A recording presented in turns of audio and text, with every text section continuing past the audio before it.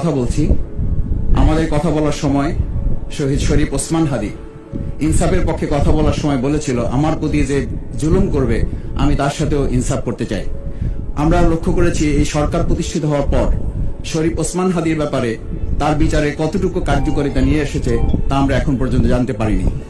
আমার মনে হয় আমরা সংবিধান নিয়ে ঘাটাঘাটি করতে করতে যদি সংবিধানই আমাদের রক্ষা করতে পারত, তাহলে সংবিধান আমাদেরকে বলে দিত যে আমাদের সেদিন বালু ট্রাক সরানোর ক্ষেত্রে সংবিধানের পৃষ্ঠা আমাদেরকে খুঁজতে হতো।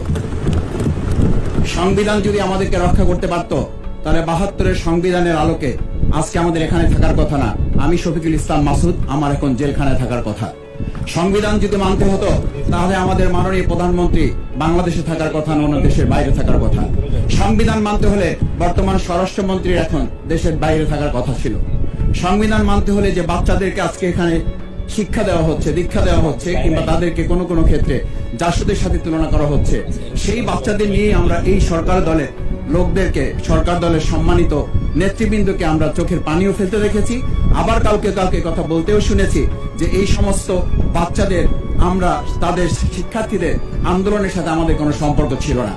আমরা খুব লজ্জিত হই মাননীয় স্পিকার, আমাদের এই বর্তমান সময়ে আমরা যদি এটা খেয়াল করি যে আমাদের বাংলাদেশের এই বর্তমান প্রেক্ষাপটটা নতুন করে এখন যে গণভোটের যে আজকে ন্যায্যতা অন্যায্যতা, সাংবিধানিক পৃষ্ঠা, লাইন, অক্ষর, দাড়িকমা আমাদেরকে শেখানোর চেষ্টা করা হচ্ছে, যদি সেটা হতো তাহলে বাংলাদেশ জাতীয়তাবাদী দলের সম্মানিত মহাসচিব তিনি কয়েক হাজার পুলিশের বেষ্টনীর মাঝখানে একা একটা মোবাইল নিয়ে তাকে আমরা দাঁড়িয়ে থাকতে দেখেছি, তখন সংবিধান আমাদেরকে রক্ষা করতে পারে নাই।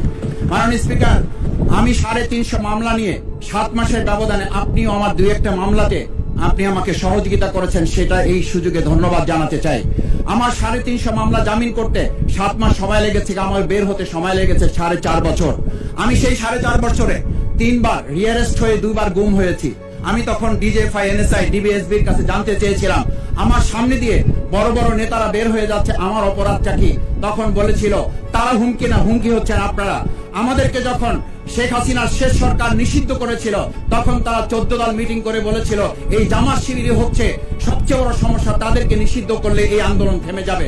আজ একটা কথা পরিষ্কার বলতে চাই, এই গণবিপ্লব নিয়ে আমাদের মাথা ব্যথার মূল কারণ হচ্ছে এখানেই শেখ হাসিনা আমাদেরকে যথার্থ টার্গেটটা করেছিল। সেই টার্গেটের মূল লক্ষ্য ছিলাম আমরা। আমাদেরকে বলা হয়েছিল একটা গুলি করলে একটা সরে বাকিগুলো লড়ে না, সেই লড়ে না লোকগুলো ছিলাম আমরা, মাননীয় স্পিকার। যার কারণে আমাদেরকে তারা ভয় পায়। আমরা এখন বর্তমান সময় ভিডিও দেখতে পাই যে শেখ হাসিনা বাইরে থেকে বলেছিল আমরা এই দলকে ভোট দিতে বললাম, আর সেই দল আমাদের সাথে আবার বিশ্বাসঘাতকতা করেছে। আমরা শেখ হাসিনার বক্তব্য শোনার পর আমরা কাউকে আজকে এখানে বলতে শুনে নাই শেখ হাসিনার ওই বক্তব্য সঠিক নয়। এই মানুষ প্রতারিত হয়েছে, বেইমানি করা হয়েছে। আবার যদি গণভোট, জুলাই সনদ দিয়ে এই জাতির সাথে প্রতারণা করা হয়, তাহলে মূল্য দিতে হবে শুধু নয়, আবার আমাদেরকে ১৭ বছরের সেই জেল জুলুম, নিপীড়ন, গুম খুনের জায়গায় আমাদেরকে ফিরে যেতে হবে। আমি মনে করি পরিষ্কার বক্তব্য, গণভোটের প্রতি সমর্থন না জানিয়ে জুলাই সনদকে যদি আজকে ইগনোর করা হয়, তাহলে আমাদেরকে কিন্তু আবার সেই গুম খুনের আয়নাঘরের দিকে আমাদেরকে ধাবিত করা হবে। আমি মনে করি গণভোটের বিরোধিতা করার অর্থ হচ্ছে আমরা আয়নাঘরকে সমর্থন করতে চাই। গণভোটের বিরোধিতা করা মানে হচ্ছে ৭০% মানুষকে আমরা অন্যায্যভাবে তাদেরকে আবার ধিক্কার জানাতে চাই। আমি এখানে স্পষ্ট বলতে চাই, আপনারা যেমন ৫১% সমর্থন নিয়েছেন, ৭০% প্রায় জনগণ কিন্তু গণভোটের পক্ষে তারা রায় দিয়েছে। আপনাদের যে সেই ৫১%-এর তুলনায় সেই ৭০% প্রায় গণভোটকে যদি আপনারা ইগনোর করেন, তাহলে আমি বলবো আমার বাউফল, আমার পটুয়াখালী শুধু নয়, গোটা বাংলাদেশ আবার জেগে উঠে গণভোটকে তারা কার্যকর করতে